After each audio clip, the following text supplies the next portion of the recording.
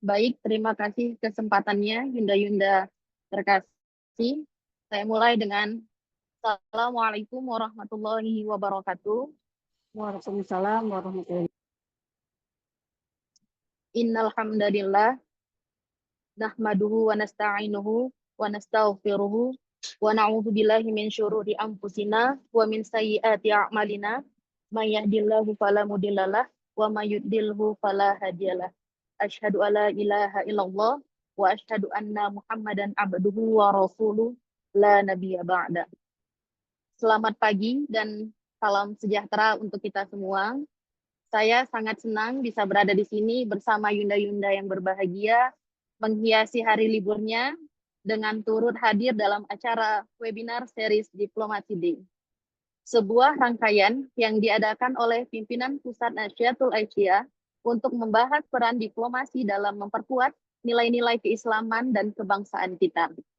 Baik, yang kami hormati, Ketua Umum Pimpinan Pusat Nasyatul Aisyah, Mbak Aryati Dina Puspitasari, yang berhadir langsung untuk mensupport dan memeriahkan acara kita pada hari ini. Yang kami hormati juga, hadir bersama kita dua narasumber luar biasa, Mbak Dr. Norma Sari seorang pakar dalam dunia pendidikan dan pemberdayaan perempuan, juga pernah di 2012 sampai dengan 2000 yang merupakan praktisi komunikasi sebagai Kaprodi Ilmu Komunikasi Universitas Muhammadiyah Malang. Saya ucapkan terima kasih atas kehadiran seluruh peserta di webinar series Diplomasi Day pada hari ini. Selanjutnya, mari kita nyanyikan bersama lagu Mars Nasyatul Aisyah. Kepada Yunda-Yunda sekalian, mari kita nyanyikan bersama.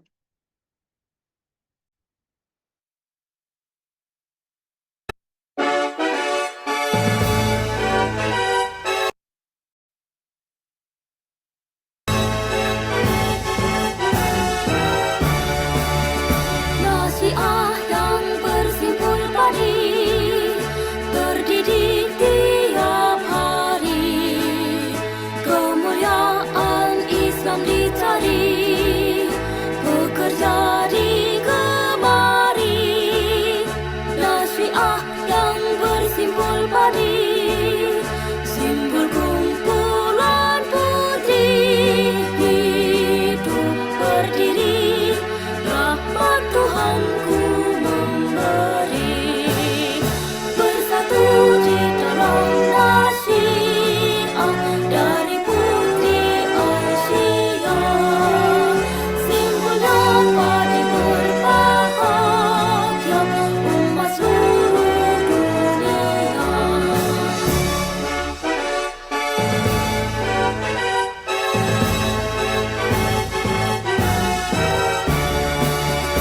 Nasiah yang bersimpul padi, terdidik tiap hari, kemuliaan Islam dicari, bekerja digemari. Nasiah yang bersimpul padi, simbol kumpulan putri, hidup berdiri, rahmat Tuhanku memberi.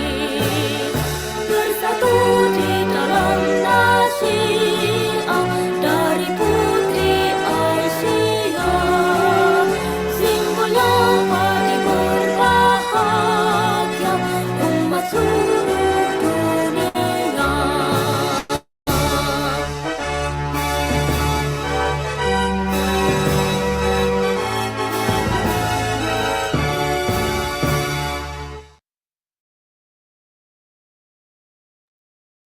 Baik, terima kasih.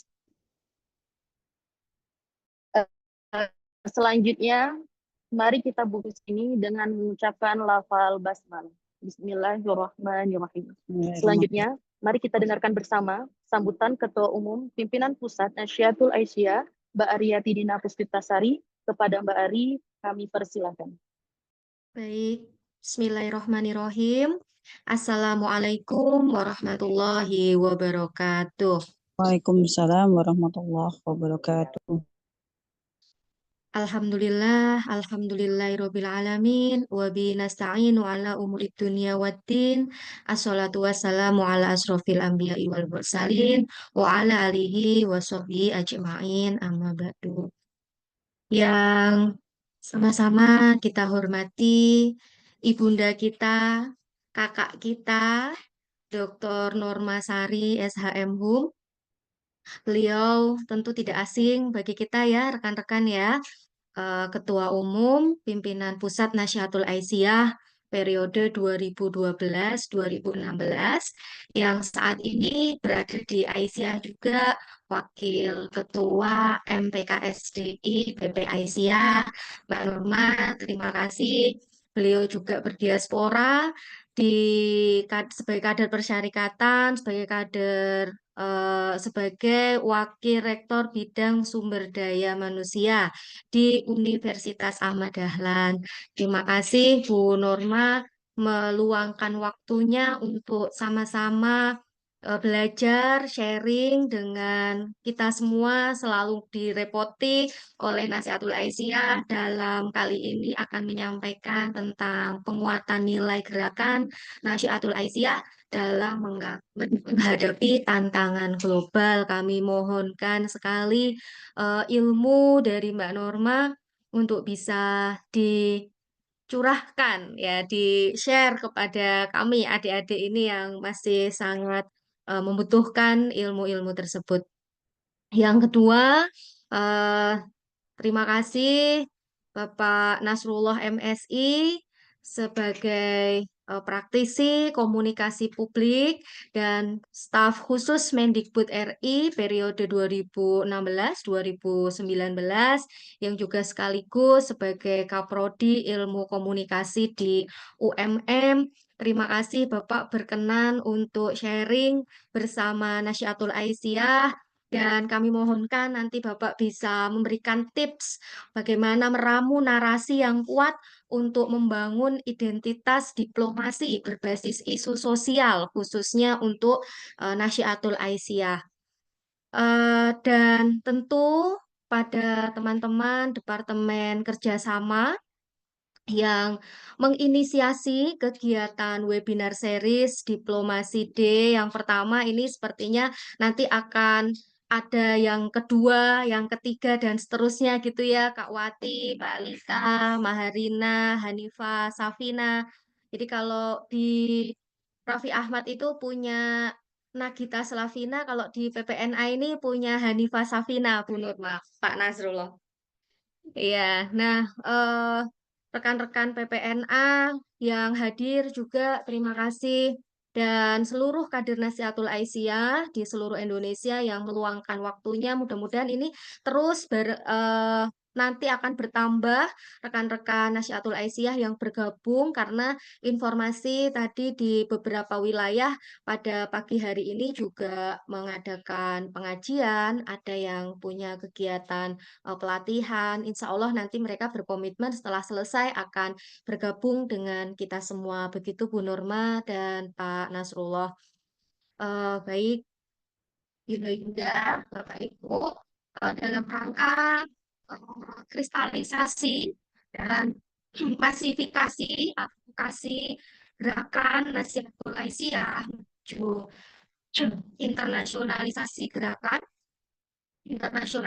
organisasi Nasihatul Aisyah. Saya rasa pimpinan Pusat Nasihatul Aisyah menginisiasi diplomasi D ini adalah suatu upaya agar aktivitas Nasihatul Aisyah yang selama ini sudah berjalan, yang juga bagian dari analisis kritis atas situasi sosial masyarakat, khususnya perempuan dan anak, yang kami lakukan paling tidak di setiap muktamar itu kemudian menghasilkan capaian, target-target, lalu sampai kepada program, aktivitas, atau produknya atas hasil analisis tersebut, seperti Pasmina, kemudian ada paralegal, kemudian ada Ralina, Rumah Literasi Nasatul Aisyah, Pasmina, eh, pelayanan remaja sehat milik Nasatul Aisyah, juga di sektor-sektor ekonomi, penguatan Apuna, Buana, lalu di isu-isu kesehatan mental, di parenting, juga pada isu-isu lingkungan, yang mana ini merupakan bentuk atau wujud dari manifestasi kita atas Al-Maun yang menjadi nilai-nilai gerakan advokasi di Nasihatul Aisyah, menjadi nilai-nilai gerakan Nasihatul Aisyah untuk melakukan pemberdayaan masyarakat yang merupakan basis ya dari isu-isu sosial masyarakat kita. Tentu kami sangat berharap agar pada hari ini kita mendapatkan masukan-masukan dari Bapak Ibu narasumber bagaimana ke depan Nasihatul Aisyah ini semakin bisa menguatkan nilai-nilai gerakan dengan tantangan global yang saat ini penuh dengan keragaman dan untuk inklusivitas. Saya secara langsung menyaksikan bagaimana gerakan-gerakan di organisasi ataupun komunitas-komunitas kekinian ini memiliki kans atau memiliki market ya, pasar yang jelas, yang sangat substansif juga untuk nilai-nilainya gitu. Walaupun mungkin sifatnya lebih ringan kegiatannya seperti. Nah, yang inilah kemudian oleh Nasihatul Aisyah juga diinisiasi dengan adanya kegiatan Eko Bhinneka, dengan adanya sederek Eko Bhinneka, kemudian Among yang ada di Banyuwangi juga. Sepertinya kultur kegiatan atau program ke depan, apakah kemudian akan basisnya itu adalah komunitas-komunitas yang mereka tidak ingin terikat dengan sebuah sistem di dalam organisasi, ataukah sebenarnya nilai-nilai gerakan kita yang basisnya adalah pemberdayaan masyarakat seperti ini yang dibungkus dengan sistem pengkaderan juga ini masih relevan di tantangan global. Nah, barangkali nanti kami sangat mengharapkan masukan juga dari para narasumber untuk bisa menjadi satu langkah bagaimana ke depan saat ini dan juga ke depan untuk kami terus memperbaiki pola gerakan tanpa meninggalkan nilai-nilai yang sudah dibangun oleh para pendahulu Nasihatul Aisyah dengan spirit khairun nasi anfa'uhum linnas, dengan spirit kita memberikan kebermanfaatan bagi sekeliling kita. Dan banyaknya aktivitas-aktivitas yang dimiliki oleh Nasihatul Aisyah, program-programnya, ide-idenya, ini tentu membutuhkan satu strategi bagaimana Nasihatul Aisyah bisa lebih dikenal, dipahami oleh stakeholder Nasihatul Aisyah, hingga kemudian bisa terjalin sebuah kolaborasi kerjasama yang berintegritas antar lembaga. Ini sangat penting sekali untuk kami bisa merebut narasi-narasi yang sebenarnya dalam isu-isu sosial itu sudah sering dan sudah lebih dahulu dilakukan oleh kita gerakan perempuan ini sejak tahun 1931. Nah, namun mungkin ada hal-hal yang memang masih belum dimaksimalkan di manakah kiranya Nasihatul Aisyah bisa untuk memasuki ruang-ruang tersebut sehingga kita bisa lebih menginternasionalisasi, kita lebih bisa engage dengan isu-isu sosial yang ada. Barangkali kalau di Nasihatul Aisyah PP Muhammadiyah itu tidak membolehkan adanya PCI-NA karena sudah dicukupkan saja oleh Muhammadiyah, oleh Aisyah. Tetapi dalam isu-isu globalnya, Nasihatul Aisyah bisa engage dengan isu-isu tersebut untuk isu kekerasan, untuk lain sebagainya yang mungkin saat ini marak, tetapi mungkin kami tidak tahu bagaimana caranya. Lah ini kami mohon masukan dari Norma, Pak Nasrullah, bagaimana kiranya Nasihatul Aisyah bisa meramu narasi-narasi isu-isu sosial yang sebenarnya menjadi isu Nasihatul Aisyah sebagai gerakan yang ramah perempuan dan anak. Kurang lebih itu Bapak Ibu Indah-Indah apa yang dapat kami sampaikan dalam sambutan ini. Tentu kami sangat terima kasih karena Ibu telah meluangkan waktu di sela-sela kesibukannya. Kami sangat berharap Bapak Ibu tidak kapok untuk bisa terus sharing bersama kami mungkin di kegiatan-kegiatan webinar yang lainnya pula. Banyak kesalahan atau kekurangan dalam penyelenggaraan kegiatan, kami juga mohon maaf sebesar-besarnya kepada seluruh hadirin yang hadir di kegiatan pada pagi hari ini. Mudah-mudahan apa yang kita lakukan ini mendapatkan ridho dari Allah Subhanahu wa Ta'ala, dan ilmu yang kita dapatkan bisa kita implementasikan, tidak menguap begitu saja dalam rangka untuk semakin memajukan gerakan kita Nasihatul Aisyah. Albiru manitaqo. Assalamualaikum warahmatullahi wabarakatuh.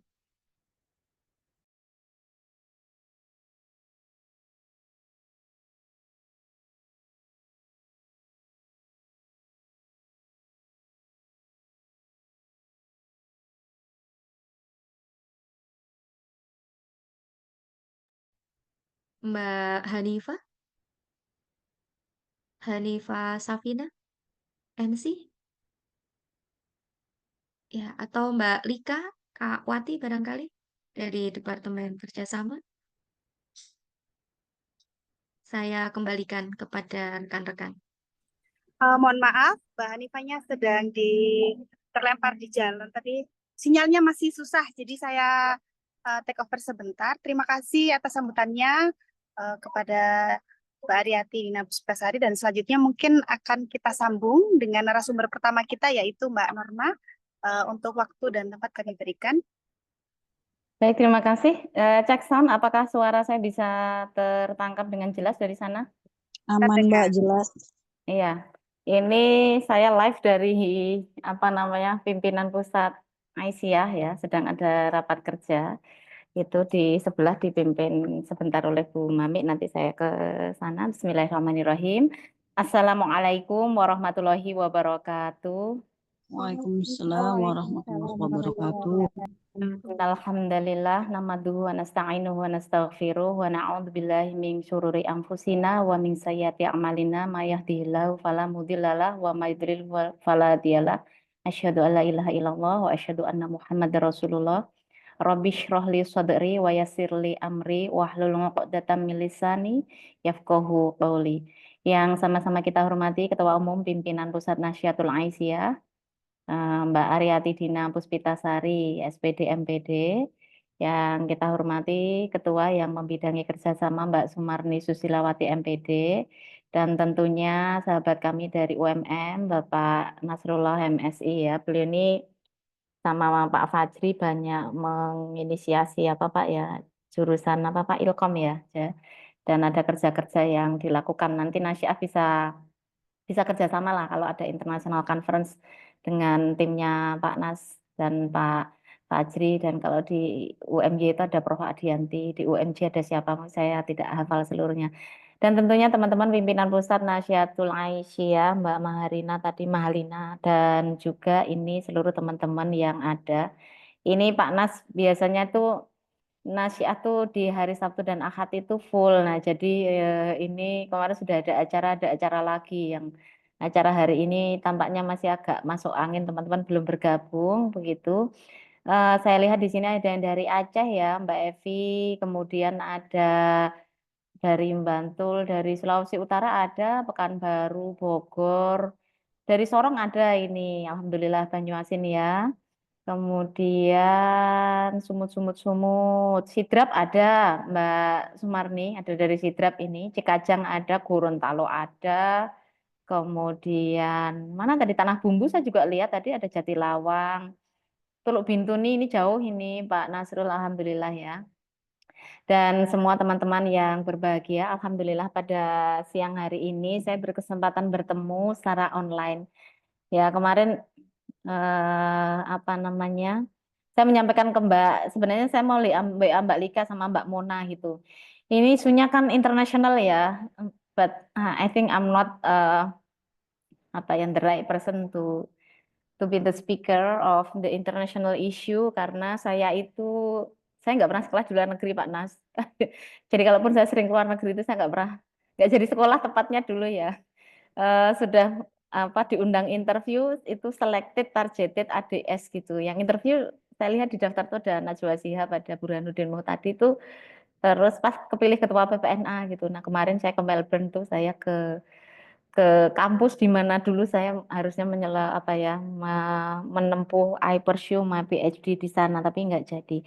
Tetapi anyhow bahwa kalau kita lihat perjalanan Nasyatul Aisyah ini mungkin Mbak Mona nanti kapan-kapan perlu sebuah tulisan eksklusif ya tentang perjalanan internasionalisasi jadi ide-ide dasar internasionalisasi Nasyatul Aisyah itu ada di dokumen paling penting dari Nasyiah.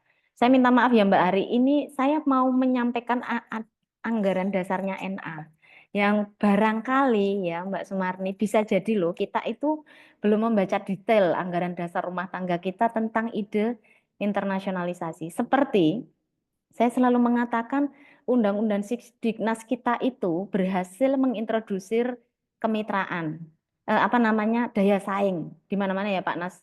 Jadi daya saing itu selalu diintrodusir di mana-mana di bidang pendidikan karena memang itu amanat Undang-Undang Sikdiknas. Tetapi ketika kita bicara mengenai daya mitra yang itu amanat Undang-Undang Sikdiknas, kita itu terlewat. Jadi selalu daya saing bangsa yang dikejar, daya mitra itu jarang. Tidak banyak referensi buku, jurnal, kemudian seminar yang membahas mengenai daya mitra kita sebagai sebuah bangsa. Karena kan memang era kolaborasi, ya baru-baru ini aja timely ngehits begitu ya, kolaborasi. Tapi sebenarnya itu ada tertulis dan diamanahkan di Undang-Undang Sisdiknas gitu. Nah, mengenai daya mitra ini karena ini amanat undang-undang dan kemudian kita lihat anggaran dasar Nasyatul Aisyah sendiri juga bicara mengenai daya mitra ini. Kalau kita mau bilang diplomasi, kita mau bilang international relation, international engagement, itu semua kita bicara mengenai daya mitra. Dan di sini secara sederhana ya, saya akan menampilkan, saya juga menyadari betapa membuka dokumen organisasi itu menjadi kebutuhan kita yang sudah tidak bisa kita tawar lagi gitu karena di sini temanya penguatan nilai gerakan Nasyatul Aisyah dalam menghadapi tantangan global. Nah, kalau kita bicara mengenai penguatan gerakan Nasyatul Aisyah menghadapi tantangan global, maka sesungguhnya nilai-nilai yang ada itu kan tinggal dikuatkan gitu. Nanti kalau pemberdayaan nanti kita nggak berdaya gitu ya. Nah ini kita tinggal menguatkan yang sebenarnya nilai-nilai itu sudah ada dan bahkan memang sudah diamanahkan. Mari kita lihat bahwa dunia hari ini itu adalah era antroposentris. Konsep dari etika lingkungan, ini alhamdulillah Pak Nasrullah, teman-teman NA ini sadar sekali lingkungan sejak 3 periode terakhir. Antroposentris adalah sebuah konsep dari etika lingkungan yang merupakan sebuah pandangan bahwa manusia itu adalah sebagai pusat dari semuanya. Ya, manusia menganggap bahwa dia adalah makhluk yang paling istimewa. Maka semua makhluk hidup itu bergantung pada dia. Nah, cara pandang antroposentris ini itu melahirkan manusia-manusia yang greedy atau manusia-manusia yang tamak begitu. Mereka hanya melihat alam itu sebagai alat untuk memenuhi kebutuhan dan mereka bebas melakukan eksploitasi. Ini kan sesuatu yang sangat kita hindari ya. bagaimana apa namanya terjadi eksploitasi yang luar biasa terhadap mereka ini karena mereka judulnya adalah antroposentris loh. Kan apa namanya kita ini judulnya ini judulnya adalah penguasa. Nah, ini nanti akan tidak sesuai dengan konsep kita yang ada di Risalah Islam Berkemajuan bahwa manusia itu adalah rahmatan lil alamin. Dia adalah rahmat apa namanya bagi semuanya seperti itu. Dia harus menebar rahmat itu bagi semua. Kemarin saya mendapat pelajaran dari Ketua Lazismo, Pak Ahmad Imam Mujadid Rais ya, bahwa rahmat itu adalah sebuah kasih sayang, di mana kasih sayang itu akan membuat rasa cinta itu menimbulkan perubahan yang baik. Nah, sementara ini kita kan hanya selalu mengatakan kita menjadi rahmat ya, kasih sayang saja. Berhenti di situ. Jadi Pak Nas, jadi kalau kita mencintai seseorang itu ya rahmat itu cinta saja. Tidak ingin membuat dia lebih baik gitu. Nah, maka kalau rahmat yang benar, kalau kita cinta sama nasiah, ya Mbak Ari dan Mbak Marni, ini kita harus membuat perubahan yang lebih baik. Nah, di samping itu bahwa manusia adalah apa namanya, selain tadi ada misi rahmatan lil alamin, tentu positioning dia sebagai manusia itu adalah khalifatul ard, makhluk di muka bumi. Ini YouTube-nya nggak usah saya buka ya, karena nanti bisa dibaca. Karena era antroposentris ini adalah isu yang dibicarakan di Uni Eropa dalam pembicaraan mengenai leadership di 2 tahun terakhir ini. Jadi kami kemarin dapat grant dari Uni Eropa, Erasmus Plus itu, dan kemudian bicara mengenai leadership, isunya adalah era antroposentris ini. Nah, saya mengatakan bahwa kalau in Islamic values, in the Holy Quran, saya mengatakan bahwa kita punya konsep manusia itu adalah khalifatul ard, pemimpin semesta. Kita sudah tidak bicara bumi, tapi kita bicara semesta. Wah, berat sekali ya Pak Nasrullah, kita bicara diplomatik, bicara semesta nanti. Maka kemarin saya di Mu'alimin, saya cerita sampai ketemu di bulan ya, saya bilang seperti itu. Karena memang jadi kader Muhammadiyah itu berat, karena sudah harus jadi kader semesta gitu. Kita nggak boleh merusak lingkungan, karena nanti ada urusannya sama semesta. Apa sih tantangan isu global hari ini, Ejeng? Penuaan. Kita mungkin berpikir bahwa nasiah itu udah kita stunting aja ya, 1000 hari kelahiran pertama, dan kita persiapkan mungkin bisa sampai 10 tahun sebelum anak itu lahir. Nah, kita harus sampai pada isu penuaan ini karena nanti masyarakat dengan usia tua itu kalau di masa mudanya gagal, itu akan membuat masalah di era tua. Kemudian HIV AIDS gitu. Mbak Nasiatul Aisyah yang saya cintai, saya khawatir sekali bahwa hari ini sebenarnya prevalensi HIV AIDS itu naik begitu. Dan sasarannya pasti memang turun ya, turun dari usia produktif ke usia-usia yang bisa dikatakan level mereka adalah anak-anak.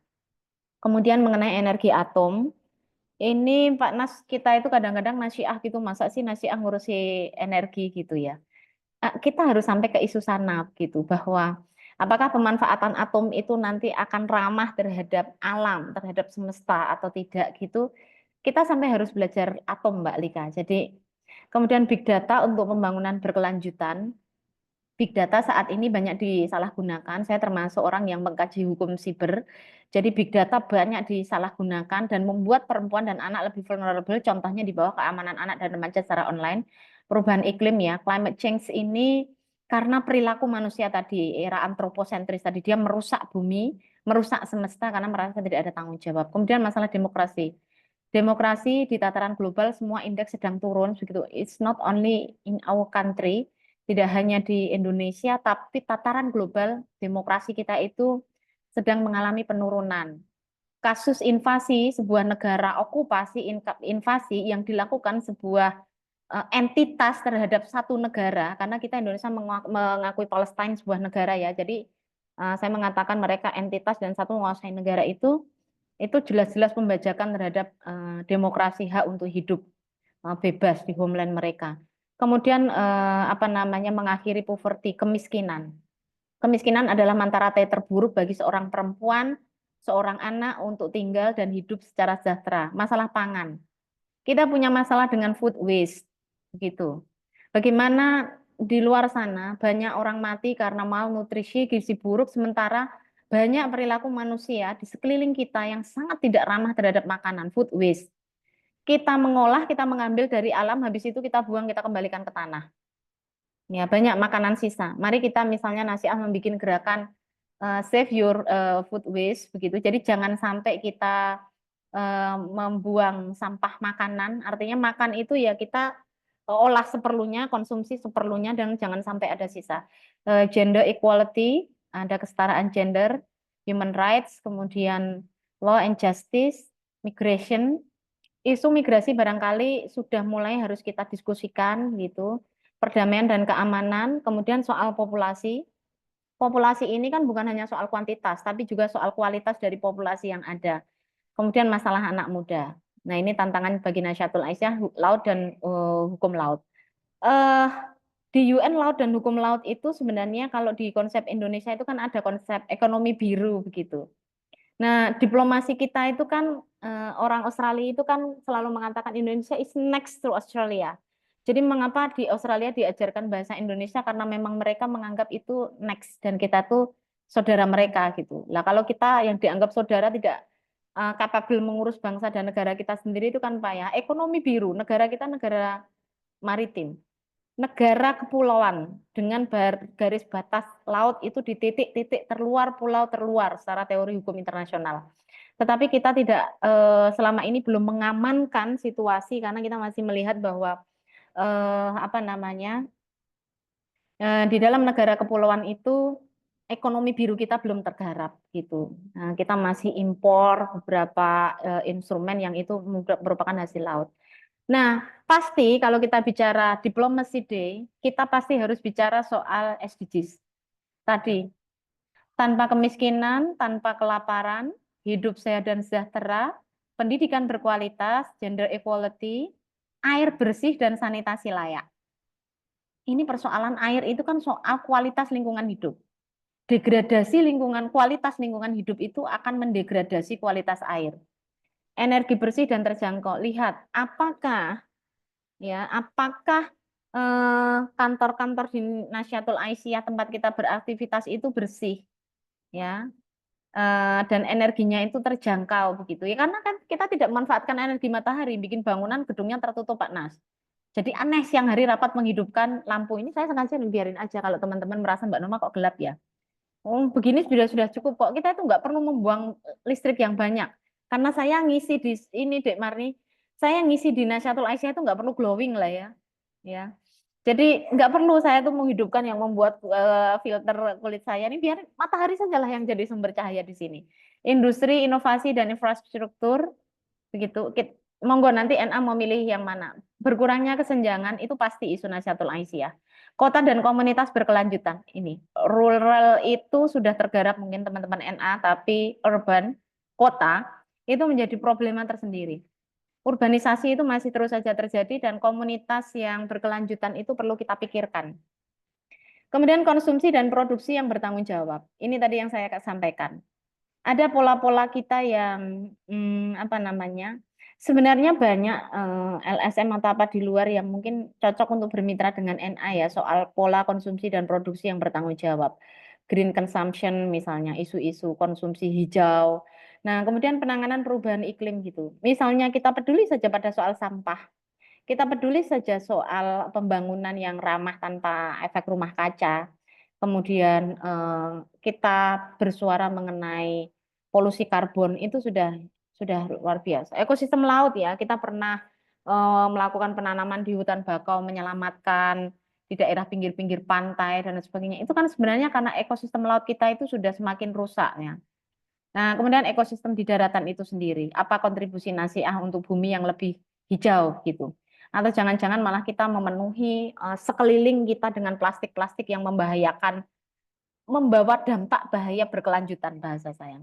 Kemudian perdamaian, keadilan, dan kelembagaan yang tangguh. Kita bicara perdamaian itu bukan hanya isu no war, tanpa perang. Tapi perdamaian sebenarnya adalah bagaimana hidup yang sejahtera, hidup yang secure. Nah, itu sebenarnya juga categorized as peace, the meaning of peace.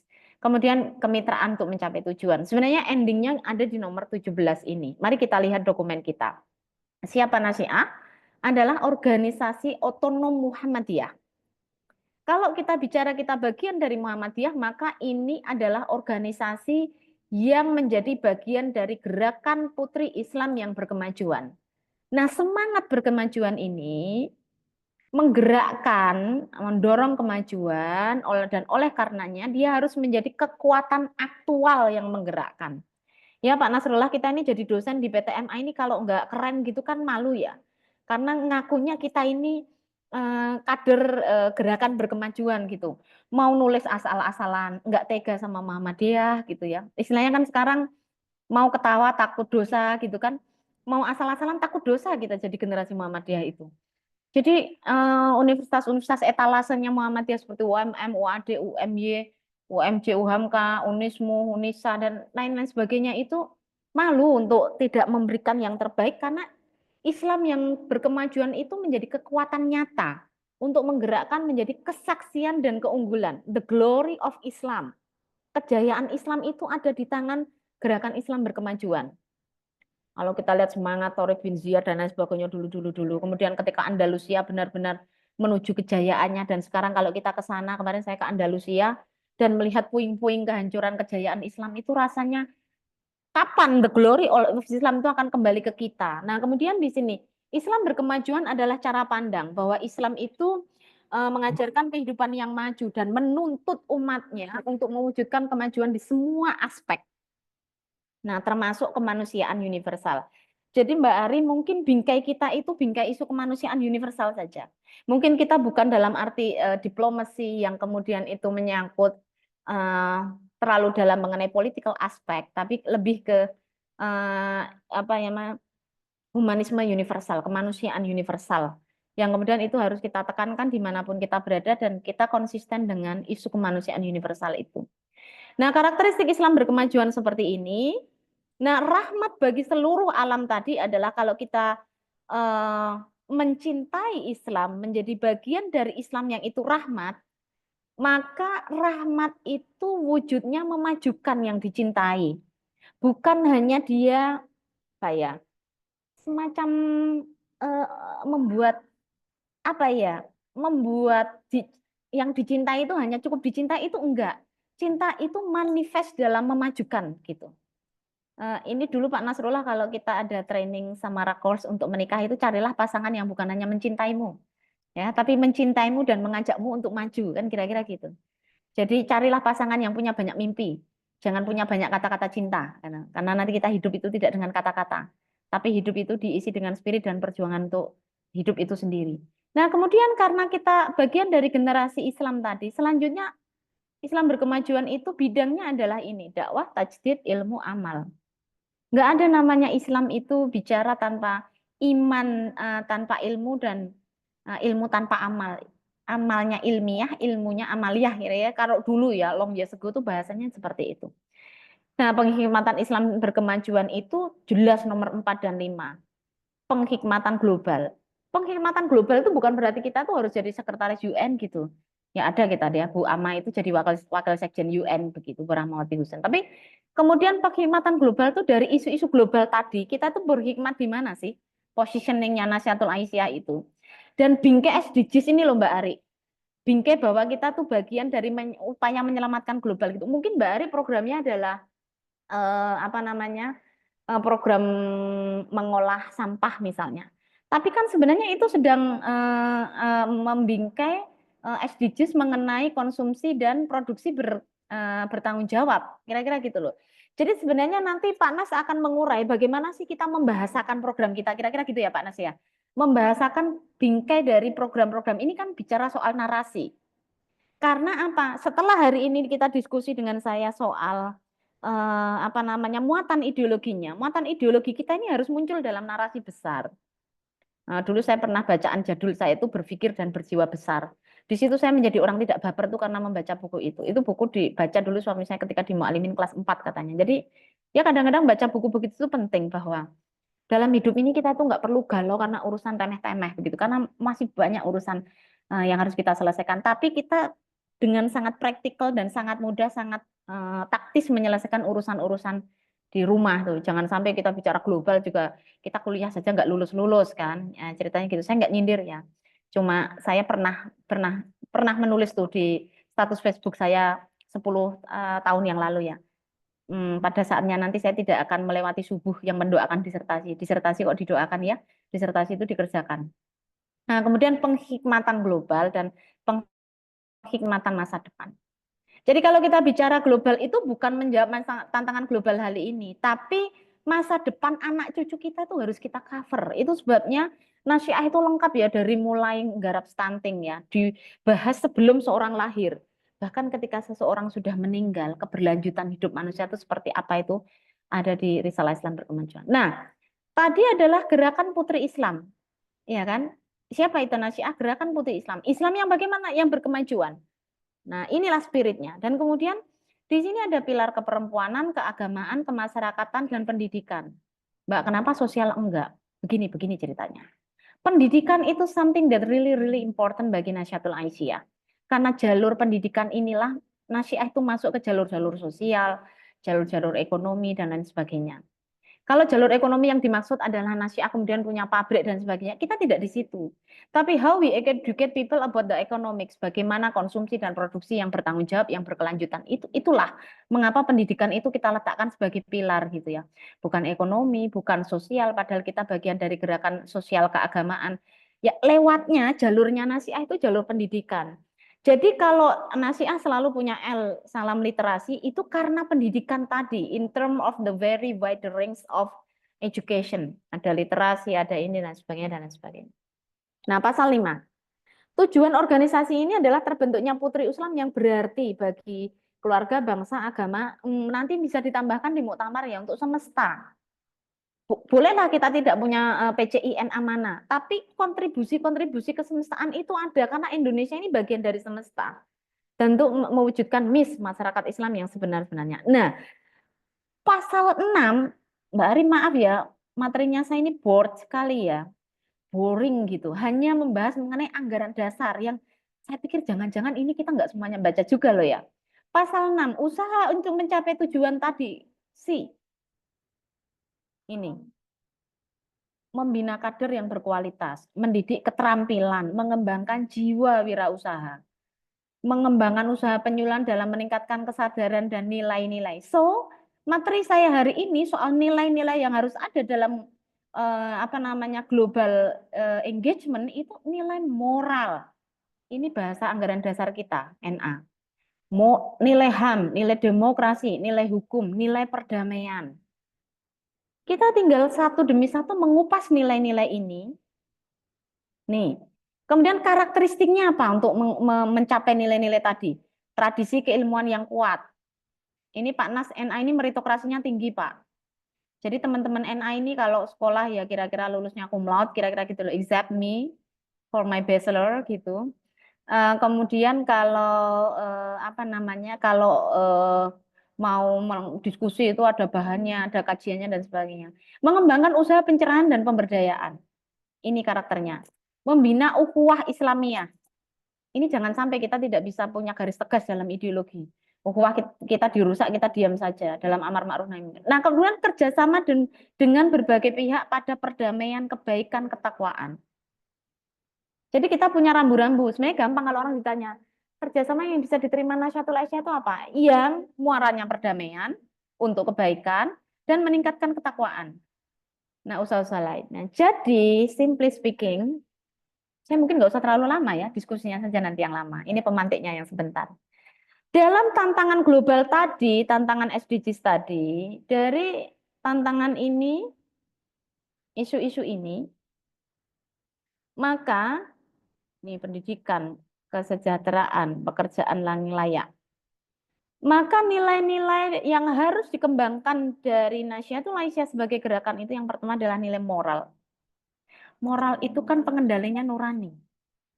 Nurani kita itu jernih, pikiran bisa nggak jernih, tapi kalau nurani jernih loh. Jadi kalau ada lagu apa?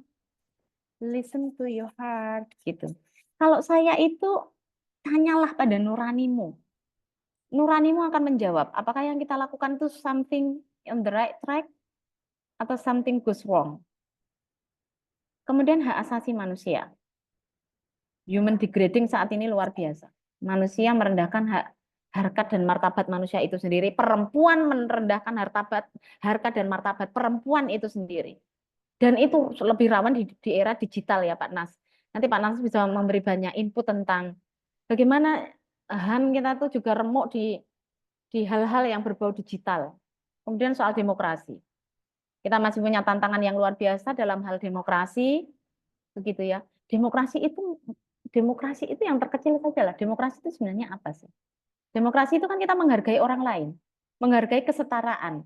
Jadi kalau kita bicara pendidikan karakter, pendidikan apa, itu tuh aslinya bukan karakter gimana Pak, Assalamualaikum, sopan gitu, bukan itu. Tapi we respect other people position, other people dignity. Nah, kemudian yang keempat adalah nilai hukum. Inilah kita nih jangan nabrak-nabrak hukum begitu.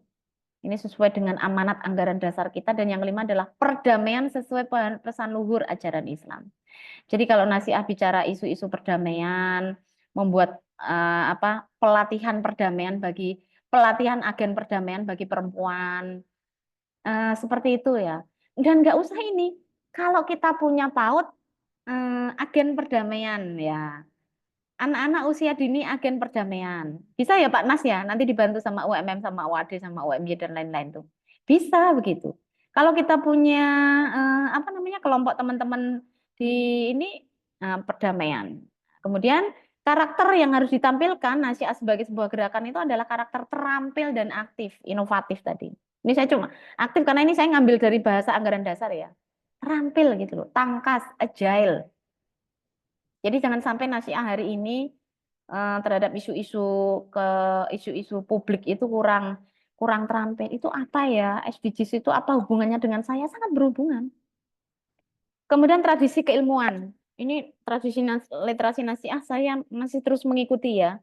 Kemudian kerja-kerja pemberdayaan dan yang terakhir the last one, but this is a very important ways untuk global engage, yaitu kerjasama dengan berbagai pihak. Saya sangat mengapresiasi Nasyatul Aisyah periode ini semakin kuat ya global engagement-nya, sehingga mungkin kerja-kerja kita adalah yang disampaikan Bu Nurjanah kemarin di pengarahan raker kami. Kerja-kerja pada level pimpinan pusat itu kemudian juga menular, menjalar menjadi virus kebaikan bagi teman-teman pada level-level yang selanjutnya. Demikian pengantar sedikit ya dari saya, semoga yang sedikit pagi-pagi membaca anggaran dasar ini semoga menjadi penguatan kita bersama bahwa yang disampaikan Mbak Nurma itu ya apa yang seharusnya kita lakukan bersama gitu, bukan sesuatu yang harus sama sekali baru, tapi sesungguhnya Nasiah sudah membaca isu ini sejak kita menyusun anggaran dasar dan anggaran rumah tangga di Muktamar Nasyatul Aisyah di Makassar long years ago. Makassar loh ya ini. Jadi sudah lama sekali dan relevansinya masih selalu relevan di setiap zaman. Albiru manitaqo. Wassalamualaikum warahmatullahi wabarakatuh. Waalaikumsalam warahmatullahi wabarakatuh. Terima kasih banyak Mbak Norma. Di sini kami sangat terpantik. Nantinya akan banyak yang akan kita diskusikan bersama karena sama-sama kita ketahui di era globalisasi ini dunia menghadapi berbagai tantangan yang semakin dinamis, mulai dari perubahan iklim, ketidakadilan sosial, hingga krisis kemanusiaan, sebagaimana Mbak Norma sampaikan tadi. Di tengah perubahan tersebut, diplomasi menjadi alat penting untuk menciptakan dialog dan membangun kerjasama yang bermanfaat bagi semua pihak. Tapi diplomasi yang kuat tentu tidak hanya mengandalkan keahlian komunikasi saja.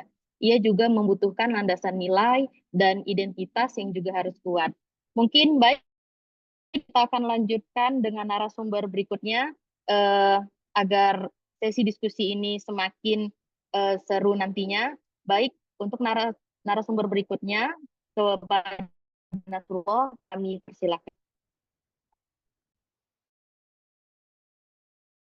Ya, terima kasih Mbak Hanifah. Assalamualaikum warahmatullahi wabarakatuh. Waalaikumsalam warahmatullahi Bismillahirrahmanirrahim. Alhamdulillahirrahmanirrahim. Salatu wassalamu ala asrofil anbiya'i wal mursalin wa ala alihi wa ashabihi ajma'in, amma ba'du.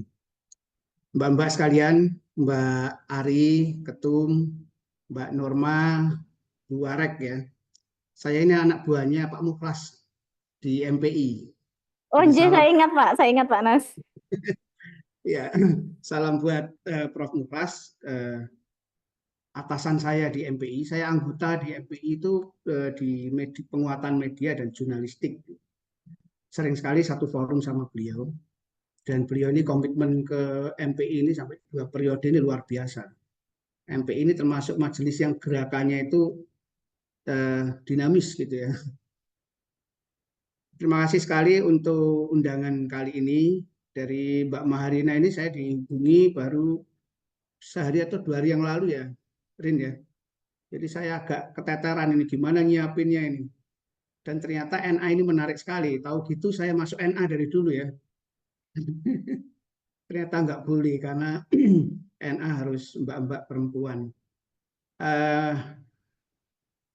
Juga yang saya hormati pimpinan-pimpinan PPNA dan pimpinan wilayah maupun daerah di seluruh Indonesia. Mungkin juga ada perwakilan di luar negeri. Saya dengar di Malaysia tadi juga ada yang gabung ini. Ya, karena ini kaitannya dengan isu sosial yang tadi sudah dikaji secara sangat luas dan mendalam oleh Mbak Nurma. Jadi itu kita anggap sebagai satu produk yang harus kita bungkuskan gitu. Tugas saya kan membungkusnya, kemudian bagaimana mendiplomasikan isu sosial yang dimiliki oleh PPNA, oleh NA secara keseluruhan gitu ya. Jadi saya melihat bahwa NA ini memiliki produk yang sangat bagus. Kalau nggak diteranting gitu kan, 2 brand itu melekat sekali dengan NA. Tapi ternyata kalau saya lihat dari ADART yang disampaikan oleh Mbak Nurma tadi itu ternyata luas sekali, bahkan concern terhadap SDGs juga luar biasa, sehingga isu-isu sosial itu sebenarnya nggak sampai kehabisan. Nah, saya tidak menyiapkan materi secara spesifik ke arah sana, tapi berdasarkan pengalaman dan ini harus saya ambil comot sana sini karena persiapannya sangat pendek ya. Baik, kita mulai dulu dari satu simulasi ini. Silakan dilanjut. Ini yang operatornya siapa ini? Ini topik yang diberikan ke saya. Ada 3 topik ya. Strategi branding, kemudian mengelola framing, kemudian menciptakan resonansi gerakan NA. Yang kita branding adalah gerakan NA yang tadi ada gerakan sosialnya sudah disampaikan tadi. Kita mulai lanjut. Nah, saya senang sekali berhenti dulu di sini. Kalau saya bilang mengenai ngomong soal branding itu mengenai determinasi, diferensiasi dan distingsi gitu. Kalau saya kasih gambar ini, kira-kira mungkin Mbak Hanifa bisa menyampaikan yang mbak-mbak ini siapa, Mbak? Udah kenal kan di media kan? Kenal wajahnya kan? Tapi kalau yang bapak-bapak ini ada yang kenal nggak? Ada yang kenal nggak? Yandri, Pak. Iya, Pak Yandri. Sekarang kalau dibuka lagi, Rin, Mbak Rina, dibuka. Jadi ini adalah sorry, belum sebelum ini, Mbak Stella Christy, Ibu Stella Christy. Apa yang menarik dari Ibu Stella Christy ini? Kira-kira apa ya Mbak Hanifah? Yang menarik apa? Selain kacamatanya tentunya ya. Dia adalah wamen kan, wamen Ristek Wamen Dikti Saintek. Nah, gitu kan. Yang pasangannya Pak Fauzan kan. Pasangannya Pak Fauzan mantan rektor UMM itu. Dia determinasinya kuat sekali karena dia adalah ilmuwan kognitif gitu ya, ilmuwan pengelolaan otak gitu ya. Dan dia profesor yang masih muda, lulusan dari Harvard gitu. Yang saya tahu beliau ini adalah dari anak buahnya Pak Luhut.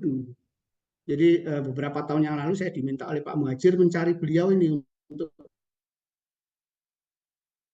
mengundang ke UMM. Tapi saya disuruh mencari anak buahnya Pak Luhut lulusan Harvard yang pintar banget. Coba itu pintar banget. Gitu. Jadi sebenarnya ini orang lama, bukan orang baru di pemerintahan. Yang sudah lama diajak diskusi oleh Pak Luhut maupun oleh Pak Prabowo. Jadi sekarang kalau masuk kabinet, maka dia ini memiliki determinasi. Memiliki nilai signifikansi yang penting sekali untuk mewarnai pendidikan tinggi. Jadi saya agak optimis dengan kehadiran Stella Christie ini ketika kementerian ini menjadi Kementerian Dikti, Sains dan Teknologi.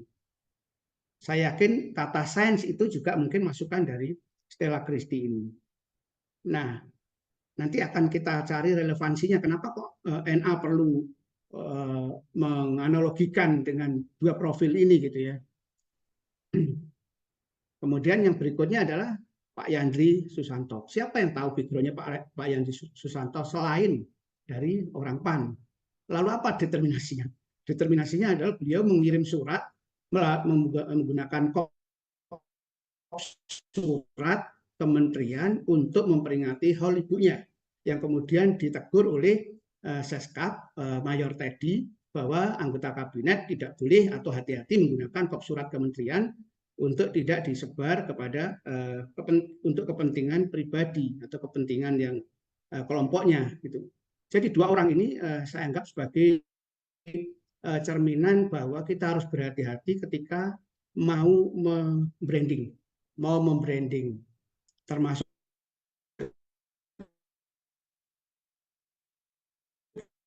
kita mau bagus kalau di brandingnya itu salah, bisa jadi dibungkus dengan bungkusan dengan kemasan yang canggih, gitu ya. Makanya begitu Stella Christie ini muncul, semua orang langsung browsing kacamatanya ini apa sih? Padahal dia ini satu-satunya kacamata ini. Tapi kalau browsing tentang Pak Yandri, maka Pak Yandri adalah ini background-nya siapa sih itu? Netizen kemudian ngabisin beliau. Tapi kalau Stella banyak sekali yang akan memuji-muji beliau. Gitu. Nah ini adalah contoh yang saya mulai untuk berdiskusi sedikit tentang branding gitu. Lanjut. Nah, ada gap ya, ada gap yang ada di dalam apa yang ada di identitas NA, kemudian sosial isu yang tadi disampaikan oleh Mbak Norma, itu luar biasa. Tetapi apakah brand atau kesan dari publik, kesan dari mitra kita di luar negeri, kesan dari stakeholder kita di dalam negeri, itu sudah sama dengan apa yang ada di dalam identitas NA itu. NA seringkali kalau di mana itu, di daerah-daerah, di cabang-cabang, mohon maaf banget. Di Malang misalnya, karena saya di Malang, itu sering diidentikan singkatan dari Nona Abadi misalnya. Itu kan negatif. Itu negatif. Dan itu pelecehan banget gitu. Dianggap sebagai ini adalah tempat parkir mbak-mbak yang sedang mencari identitas, bukan berorganisasi, tapi berkumpul dalam posisi identitas yang sama, yang identitasnya jadi nggak terlalu menguntungkan gitu. Maka gap itu perlu kita pecahkan. Dan itulah yang kemudian oleh Marty Numerer ini, ya, ini seorang ahli komunikasi pemasaran, seorang ahli branding yang ditulis dalam buku The Brand Gap, itu harus dipecahkan dengan cara mengkoneksikan antara good strategy with good creativity. Jadi apa yang disampaikan oleh Mbak Norma tadi itu sudah sangat strategis ya. Jadi apa yang disampaikan tadi adalah produk atau yang dimiliki oleh NA. Tapi sekarang bagaimana itu di bridging dengan sebuah kreativitas. PR kita itu di situ. Jadi jangan-jangan nih anggota NA sendiri itu produk knowledge-nya juga kurang bagus. Artinya tadi benar, kenapa perlu dibacakan lagi, perlu dijelentrehkan lagi mengenai anggaran dasar, anggaran rumah tangga itu sebagai identitas. Karena itu untuk meningkatkan produk knowledge, untuk meningkatkan pengetahuan tentang diri sendiri. Ya. Jangan sampai NA, anggota NA, pimpinan NA nggak paham apa itu NA.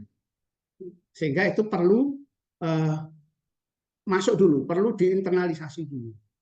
Setelah itu barulah setiap individu di dalam pimpinan NA itu melakukan komunikasi publik, melakukan kreativitas. Nah, saya tidak akan banyak berteori nanti ya, karena lebih baik saya akan bercerita tentang pengalaman saya. Saya ini jadi dosen sejak tahun 98, Mbak, udah tua sekali, 98. Kemudian pada tahun 2006 sampai 2016 itu saya kepala humas di UMM, jadi 11 tahun. Nah, 11 tahun saya tidak akan dipecat jadi kepala humas kalau Pak Muhadjir nggak jadi Mendikbud gitu. Karena saya dibawa ke Jakarta, saya dipecat. Dan saya mendampingi beliau menjadi staf khususnya selama 3 tahun di Jakarta. Tugas saya tetap sama, yaitu membranding.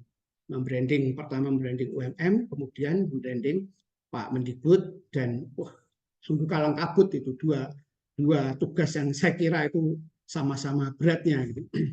Lanjut, Mbak Rina. Nah, dalam berkomunikasi itu nanti, maka kita perlu menyiapkan beberapa poin ini. Yang pertama adalah mengkomunikasikan tujuan kita ini apa. Ya. Jadi the result of communication-nya nanti apa. Ya. Tadi ADART, kemudian identitas NA tadi, itu adalah goals dari apa yang harus kita komunikasikan. Sehingga nanti NA tidak hanya dikenal stunting dan literasi aja, tapi banyak sekali, termasuk tadi ada tentang human right, tentang demokratisasi, tentang perubahan iklim dan lain-lain. Ternyata luas sekali, gitu ya. Kemudian kita menyiapkannya, lalu membuat narasi, bring stories to life, menghidupkan narasinya, ya. Jadi kita harus memilih mana ini narasi yang paling tepat untuk menggambarkan NA secara mudah. Artinya publik harus gampang sekali memahami NA ini sebagai satu entitas yang memiliki gerakan sosial seperti ini. Gitu. Kemudian nanti kita akan bicara mengenai tips dan cara teknisnya untuk mencapai itu. Termasuk di sini saya nanti cantumkan media sosial apa yang bisa kita gunakan atau kita optimalisasi. Lanjut. Nah, di komunikasi itu ada mungkin, karena saya komunikasi ya, ada teorinya Laswell yang selalu bilang communication is who says what, to whom, in which channel, with what effect. Itu kan, siapa ngomong apa, kepada siapa, melalui media atau saluran apa, dan apa efeknya. Maka kalau berkomunikasi itu, kita harus melihat siapa komunikatornya, siapa yang harus ngomong, apakah ketum langsung atau ketua bidang, atau kita menggunakan expert untuk menyampaikan sesuatu, atau menggunakan otoritas tertentu, seorang pejabat, atau cukup anggota yang kemudian dia harus ngomong mengenai isu itu. Jadi kita memilih komunikator. Kita memilih komunikator, kemudian says what, jadi pesannya apa, to whom, kepada siapa, maka segmentasinya harus tepat, kemudian with what effect, efek yang kita maui apa. Maka di dalam merumuskan strategi komunikasi, membangun narasi, itu kita bangun menjadi 5 bagian ini, yaitu why do you want to communicate. Sebenarnya tujuannya apa sih kita mengkomunikasikan itu? Apakah ingin supaya NA ini terkenal saja, terkenal kemudian mendapatkan dukungan, terkenal kemudian mendapatkan respect, atau bagaimana? Karena kita terkenal aja itu nggak cukup. Saya sering kalau sama mahasiswa selalu bilang teori Inul. Tahu nggak teori Inul? Tahu Inul ya? Jadi Inul itu namanya adalah Ainur Rohimah, ya kan? Ainur Rohimah. Kenapa menjadi Inul? Itulah branding. Ainur Rohimah is name, but Inul is brand. Ketika Ainur Rohimah itu di Kejapanan di Sidoarjo sana, ketika tampil itu hanya diberi upah 25.000 sampai 250.000. Begitu di branding sedemikian rupa melalui media, tujuannya kan supaya ada added value, supaya Ainur Rohimah ini menjadi lebih terkenal dan memiliki nilai jual yang tinggi. Begitu juga NA itu harus memiliki nilai jual yang tinggi, memiliki bargaining yang tinggi ketika proposal masuk ke ke lembaga donor di luar negeri atau ke PP Muhammadiyah atau ke pemerintah. maka orang langsung bisa tek, oh ini NA ini. Ini kalau nggarap sesuatu pasti beres. Ya. Sama kayak Aisyah kalau nggarap TBC pasti ACC. NA garap stunting pasti ACC. Itu udah satu poin loh itu. Ya. Nah, Inul begitu menjadi Inul kan di Jakarta, kemudian kalau kita ngundang Inul kan 200 juta itu. Jadi dari 200.000 menjadi 200 juta adalah added value. Selain itu, nama Inul bisa didiferensiasi menjadi Inul Vista misalnya. Ya kan? Bukan Ainur Rohimah Vista. Kalau Ainur Rohimah Vista masih dipikir nanti karaoke syariah nanti. Maka Ainur Rohimah adalah NIM, jadi Nasihatul Aisyah ini adalah NIM, tapi brandnya nanti apa? Orang yang diingat dengan NA ini apa? Itulah yang harus kita jawab di Y ini. Apa sih yang ingin kita tuju kepada publik atau kepada mitra kita untuk mengingat di otak kanan dan kirinya tentang NA ini? Yaitu nomor satu adalah who, gitu, mendefinisikan, menentukan bagaimana posisi bisnis kita, posisi urusan kita, posisi sosial kita, posisi politik kita. Kemudian yang kedua adalah who. Siapa yang who will you communicate with? Dengan siapa kita berkomunikasi? Ya, tentu dengan segmen yang berbeda, dengan strategi yang berbeda. Lalu pesannya apa yang kita mau komunikasikan, kapan dan bagaimana, itu poin keempat. Kemudian bagaimana kita memfollow up-nya. Nah, ini strategi diplomasi yang mungkin agak terlalu teoritis gitu. Tapi nanti kalau kita contohkan nanti agak bisa lebih clear lagi. Lanjut.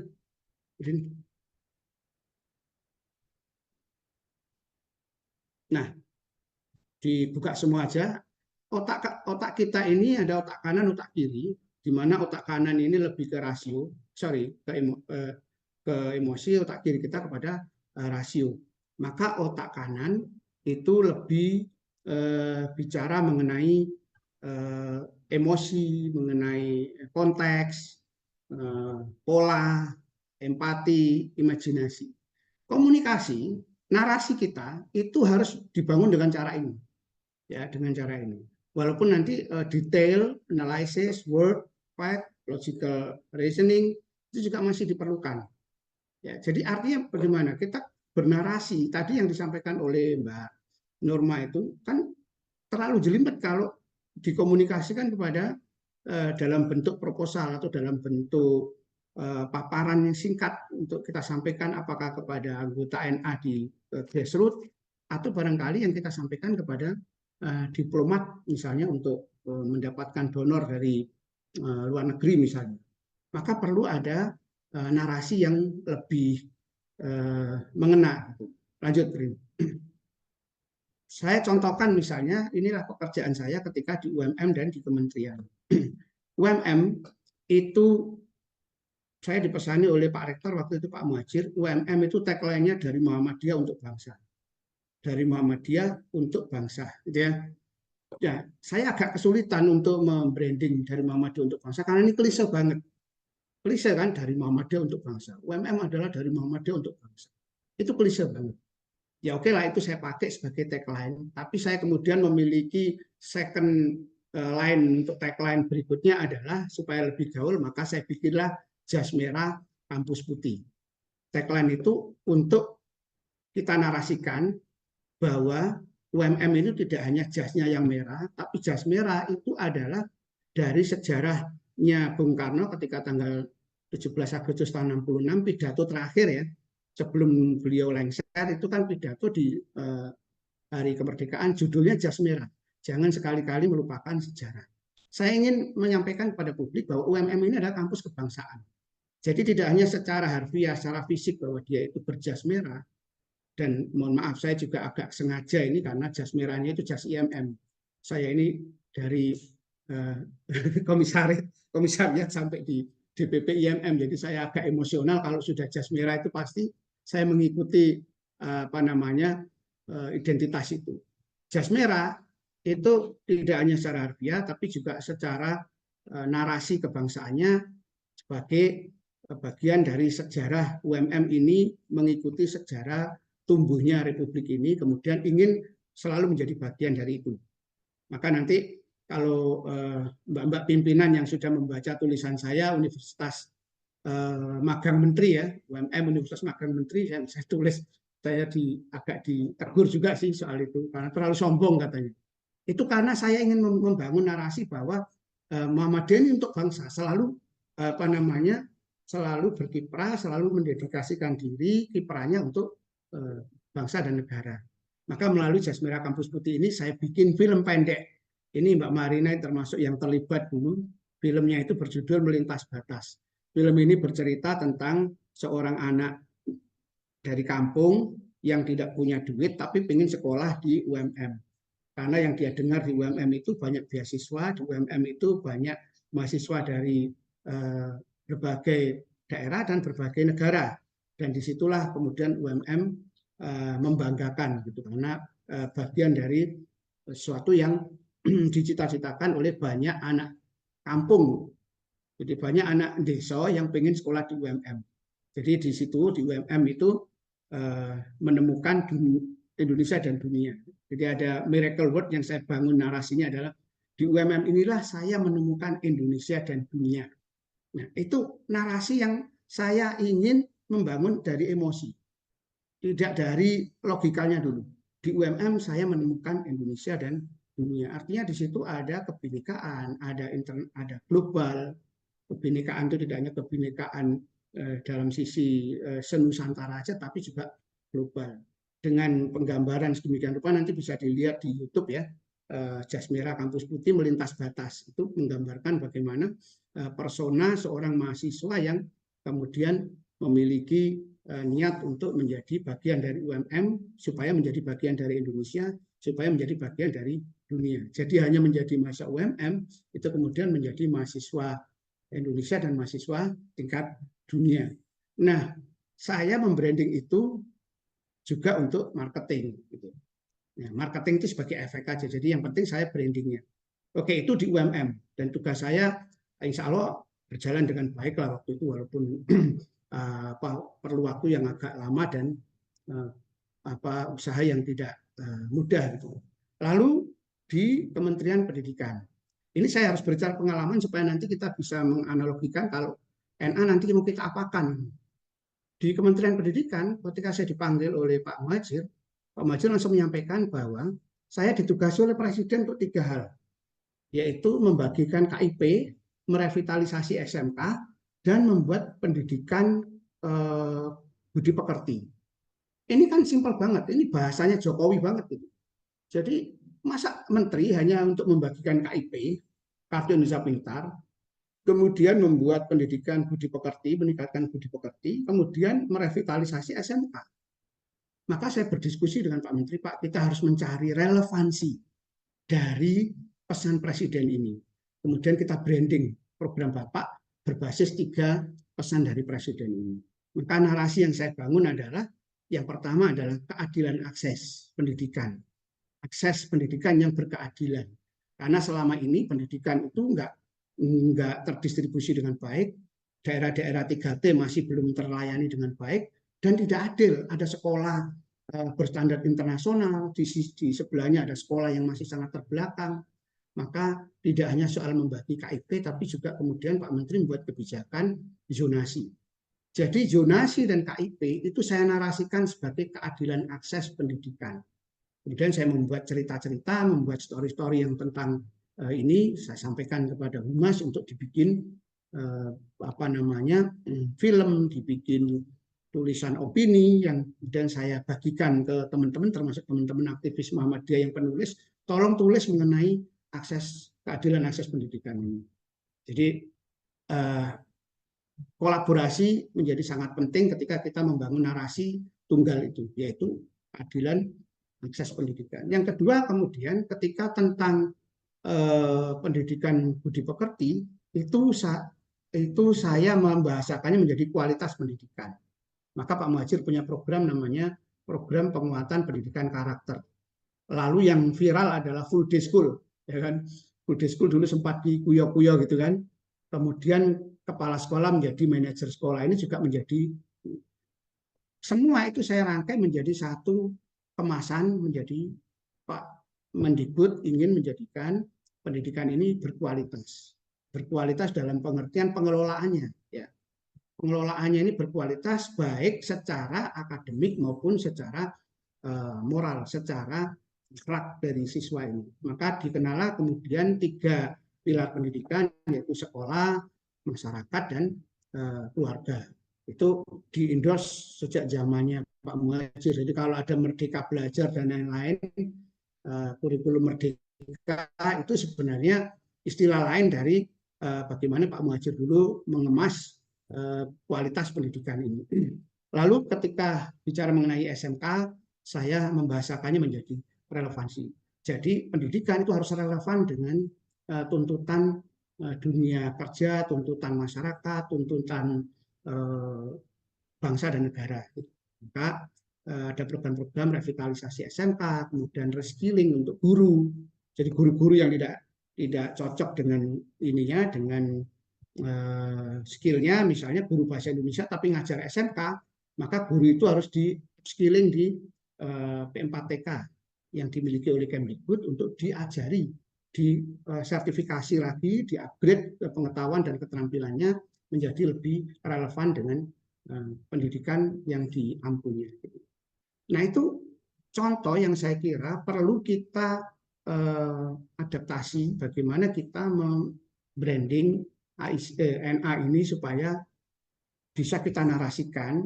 Mungkin PR kita berikutnya adalah mencari narasi yang tepat untuk NA ini supaya tidak hanya 2 hal tadi, literasi dan stunting.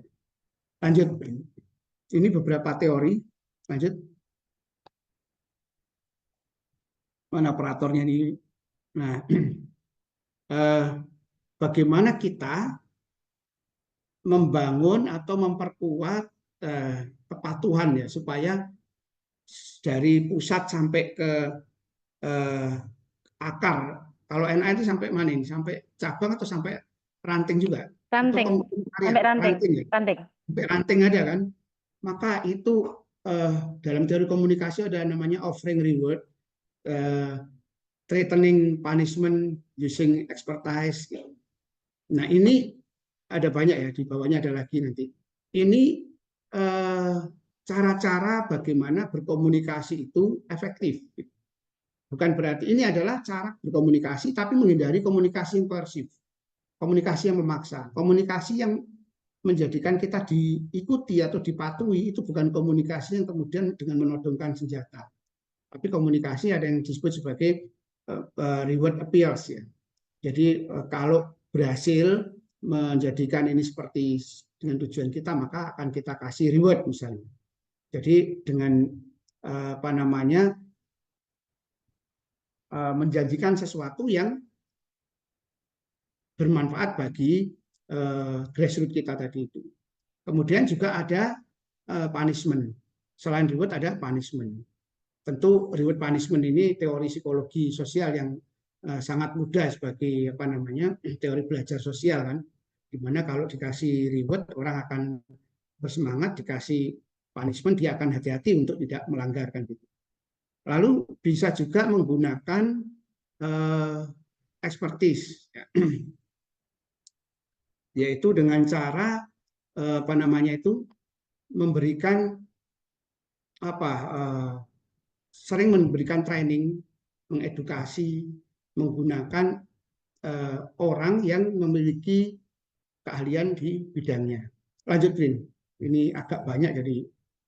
Kemudian memberikan apa ini, liking itu